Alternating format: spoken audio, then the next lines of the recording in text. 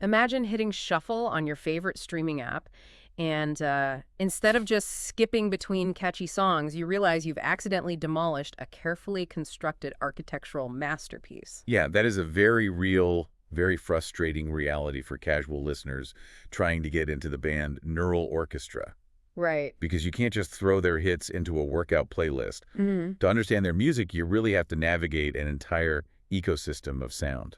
Which is exactly why today we're doing a deep dive into the creative blueprints behind their sprawling catalog.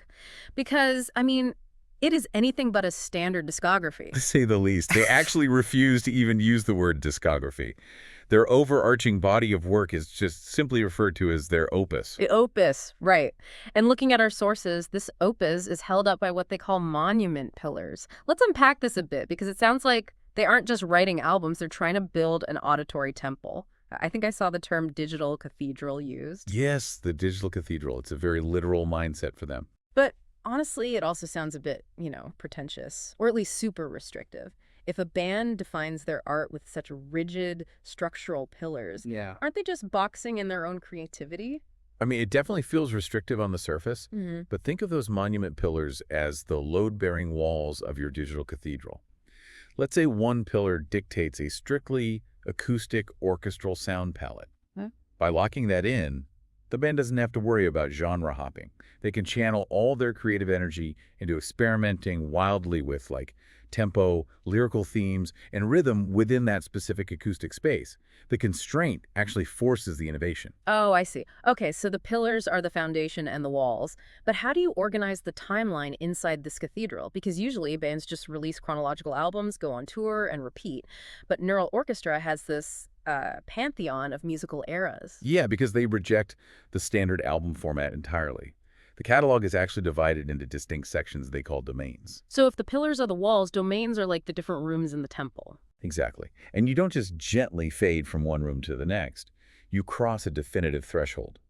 They use this highly conceptual and visual boundary to separate these domains, which they call the flame divider. See, separating musical periods with a flame divider sounds incredibly dramatic. Is this just marketing speak, or is there a literal shift in the sound you're hearing, like a blast of static or a drastic tempo switch? Oh, it is a tangible, jarring shift in the listening experience.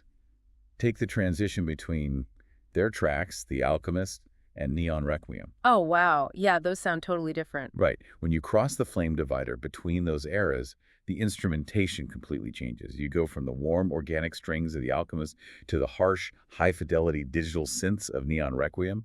You are stepping into a totally different conceptual space governed by a completely new set of rules. Which brings us to the why behind those abrupt shifts. I mean, they aren't just getting bored of violins and moving to keyboards. These changes are dictated by their underlying philosophical movements, right? Exactly. There are 4 distinct philosophical movements for Neural Orchestra. For them, a song is never just a song. It's a data point. Yes. These 4 philosophical movements drive the entire artistic direction. Like, for instance, their concept of the geometry of silence. The geometry of silence. That sounds intense. It is. It focuses entirely on the negative space within their tracks as a philosophical stance. And to keep you, the listener, grounded in these massive shifts, the band issues what they call conceptual certificates with their records. Wait, what actually is a conceptual certificate in reality? Are we talking about like a literal piece of paper stuffed inside a vinyl record sleeve? Basically, yes. It manifests as a physical document that accompanies the media, verifying its place within the broader framework. It acts like a map legend. So it connects the specific song or domain back to one of the 4 philosophical movements it belongs to. Right. All of these elements, the certificates, the catalog, the shifting domains, the geometry of silence, they all feed into a massive, self-sustaining artistic ecosystem. You aren't just buying a track.